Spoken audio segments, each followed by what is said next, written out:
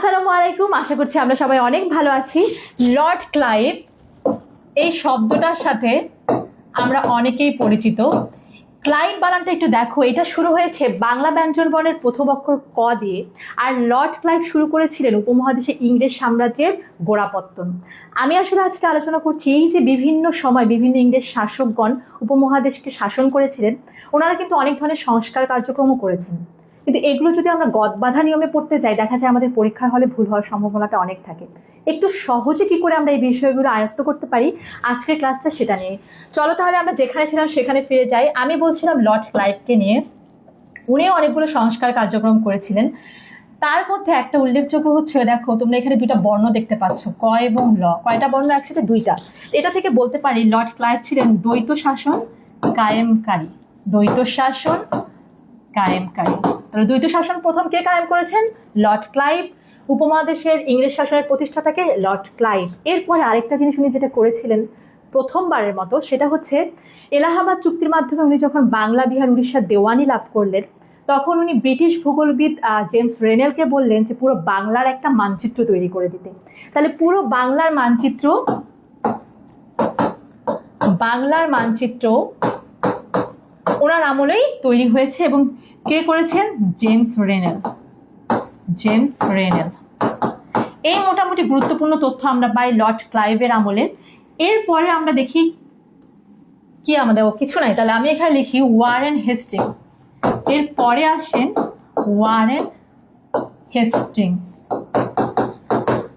ওনাকে নিয়ে যেটা বলবো যে উনি পাঁচশালা একশালা বন্দোবস্ত চালু করেছিলেন। এগুলো কিন্তু শ্যালক না, ঠিক আছে? পাঁচশালা একশালা এগুলো হচ্ছে ভূমি বন্দোবস্ত, যেটা খাজনার সাথে রিলেটেড। কৃষকরা জমিদারকে দিবে এবং জমিদারদের থেকে ইংরেজ সরকারকে দেওয়া হবে। তো এটা হচ্ছে পাঁচশালা একশালা ভূমি বন্দোবস্ত কে করেছিলেন? Warren Hastings. খাজনার সাথে রিলেশন, এই খাজনা শব্দটার সাথে রিলেশন আছে আর কোনটা শব্দের? রাজস্ব। রাজস্বটা কি? রাজস্ব হচ্ছে যখন ওই খাজনার অংশটা যখন সরকারি কোষাগারে গিয়ে জমা হয়, সরকারের সাথে সম্পর্কিত, এটা হচ্ছে রাজস্ব। আচ্ছা, এই রাজস্ব যখন আমরা লিখলাম তখন আমরা লিখতে পারি রাজস্ব বোর্ড। রাজস্ব বোর্ড কে তৈরি করেন? প্রথম ওয়ারেন হেস্টিংস। আরেকটা খুব ইম্পর্টেন্ট তথ্য আমরা ওয়ারেন হেস্টিংস থেকে পাই। আমরা ওনার নামটা যদি একটু দেখি, ওয়ার মানে কি? ওয়ার মানে হচ্ছে সকলেই জানি যুদ্ধ। ওয়ার মানে যুদ্ধ। যুদ্ধে যখন জয়ী হয় কোনো রাজা, তখন তিনি কি করেন? সাম্রাজ্য বিস্তার করেন, তাই না? এই সাম্রাজ্য শব্দটা আমাদের জন্য ইম্পর্টেন্ট, কারণ ওয়ারেন হেস্টিংস সাম্রাজ্যবাদী সত্ত্ববিলোপ নীতি প্রণয়ন করেছিলেন।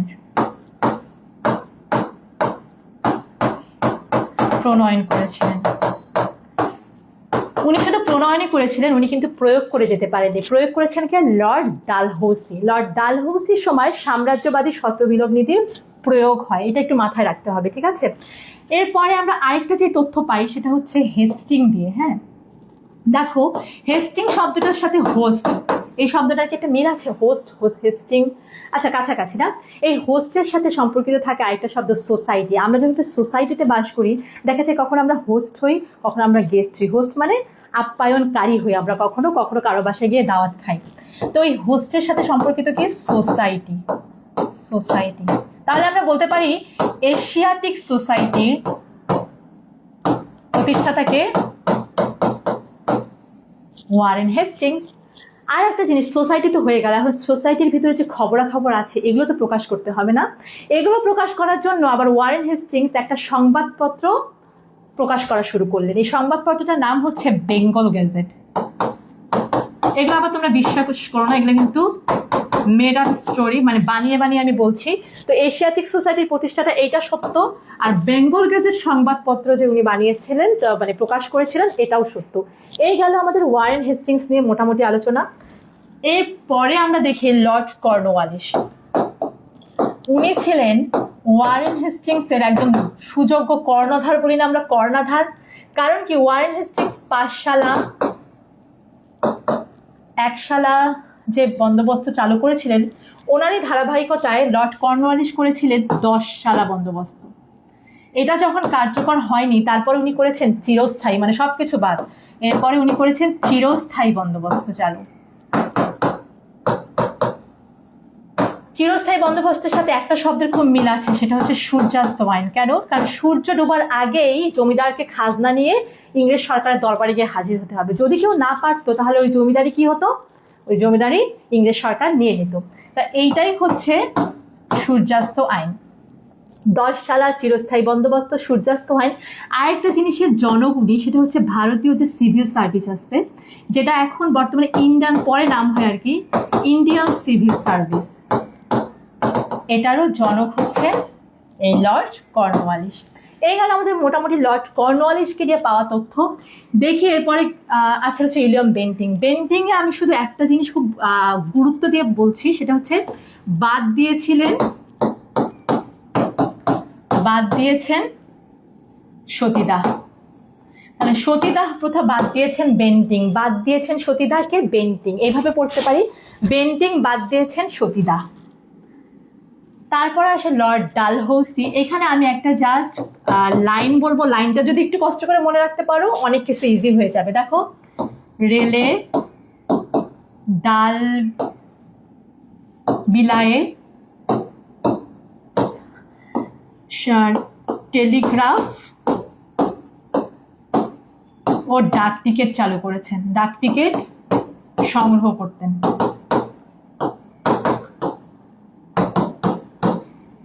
এইটার সাথে বাস্তবতার কোনো মিল নাই, শুধু রেলে এই শব্দটা আমাদের দরকার। রেলে শব্দ, ডালে হচ্ছে ডালহৌসি, বিলায়ে হচ্ছে বিধবা বিবাহ রোধ করেন, টেলিগ্রাফ লাইন বিধবা বিবাহ প্রথা রোধ করেন, সরি যে প্রথাটা ছিল সেই প্রথাটা উনি রোধ করেছেন, মানে চালু করেছেন। আর ডাক টিকিট চালু করেন। রেলে হচ্ছে কি রেল যোগাযোগ স্থাপন করেন, রেল যোগাযোগ স্থাপন করেন। কার আমলে হয়? ডালহৌসি।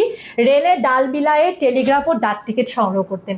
ডালহৌসি, এখানে বিলায়েটা লিখে দিই বিধবা বিবাহ প্রথা। এনার সাথে ঈশ্বরচন্দ্র বিদ্যাসাগরের একটা কানেকশন আছে, এটা আমরা ইনশাল্লাহ অন্য কোনো ক্লাসে আলোচনা করব। তা বিধবা বিবাহ প্রথা চালু করেছিলেন আবার লর্ড ডালহৌসি। ডাক টিকিট চালু করেছেন লর্ড ডালহৌসি। আমরা মোটামুটি পেয়ে গেছি, তাই না? টেলিগ্রাফ চালু করে লাইন চালু করেছিলেন লর্ড ডালহৌসি। এই গেল লর্ড ডালহৌসি। এরপরে আসেন, ও আচ্ছা এখানে আরেকজন আসছে, ক্যানিং। লর্ড ক্যানিংকে নিয়ে বলতে পারি, আমরা এমনিতে বলি না মাঝে মাঝে ক্যান রে ভাই, ক্যান, হ্যাঁ ক্যান। তো এই যে ক্যান রে ভাই, এই জাস্ট লাইনটা মনে রাখো। উনি হচ্ছেন ভারতবর্ষের প্রথম ভাইসরয়। হ্যাঁ, আরেকটা জিনিস উনি করেছেন, সেটা হচ্ছে কতে কাগজের মুদ্রাও চালু করেছিলেন লর্ড ক্যানিং। ক্যানিংতে ভারতবর্ষের প্রথম ভাইসরয়, আর কাগজের মুদ্রা চালু করেছিলেন লর্ড ক্যানিং। আমার মনে হয় নামটা দেখলে ইনশাল্লাহ মনে পড়বে, লর্ড মেও। উনি কি করেছেন? 1872 সালে আদমশুমারি গণনা শুরু করেছেন। কিভাবে মনে রাখতে পারি? আচ্ছা, মেও শব্দটার সাথে মিল আছে কি? মেয়ে না, মেয়ে, ছেলে, বাবা, মা সবকিছু কিসের মধ্যে চলে আসে বলতো? যখন আদমশুমারি হয় তখন সবকিছু চলে আসে না? বাবা, মা, স্বামী, স্ত্রী, যত মানুষ আছে। তাহলে ওইটা মনে রাখতে পারি, মেয়োর সাথে মেয়ে। লর্ড মেও 1872 সালে আদমশুমারিও চালু করেছেন। লর্ড লিটন, এইটা একটু খুব হাস্যকরভাবে মনে রেখেছি আমি, সেটা হচ্ছে লিড অন,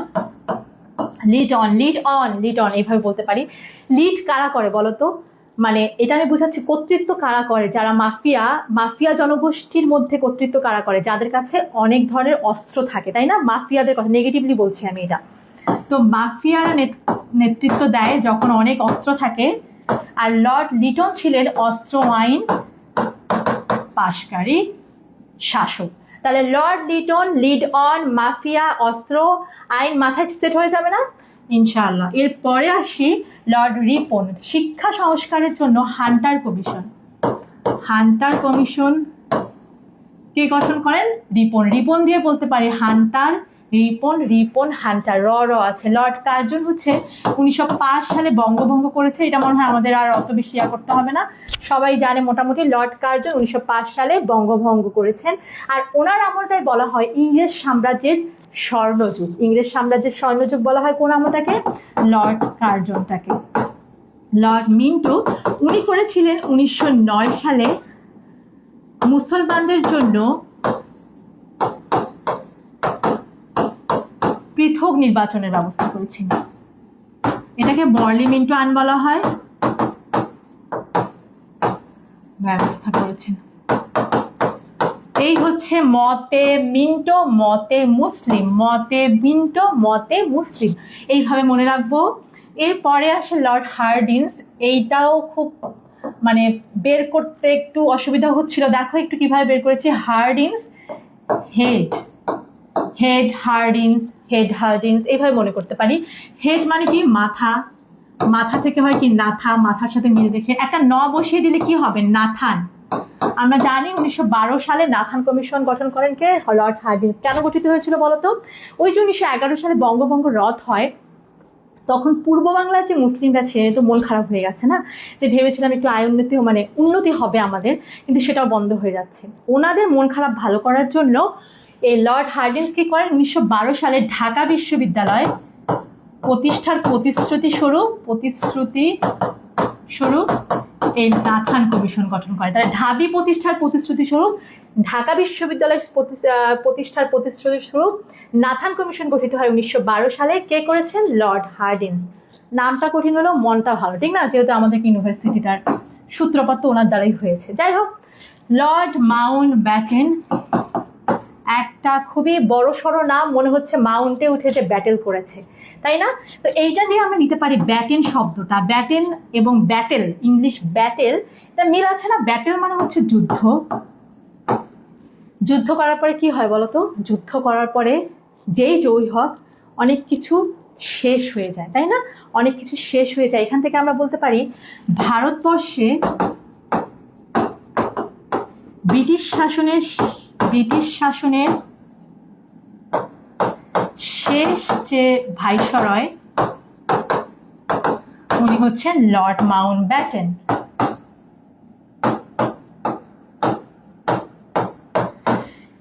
এর মাধ্যমে ফাইনালি শেষ হলো আমাদের ইংরেজ সাম্রাজ্যের বিভিন্ন উপমহাদেশের ইংরেজ সাম্রাজ্যের বিভিন্ন শাসকগণের সংস্কার কার্যক্রম। মোটামুটি আমি তুলে ধরার চেষ্টা করেছি। তোমাদের কাছে এর চেয়ে ভালো টিপস ট্রিক্স থাকতে পারে, অবশ্যই ওগুলো ফলো করবে, তাহলে আরো বেশি ইফেক্টিভ হবে। নেক্সট ক্লাসে আবার দেখা হবে নতুন কোনো বিষয় নিয়ে। ভালো থাকবে, সুস্থ থাকবে।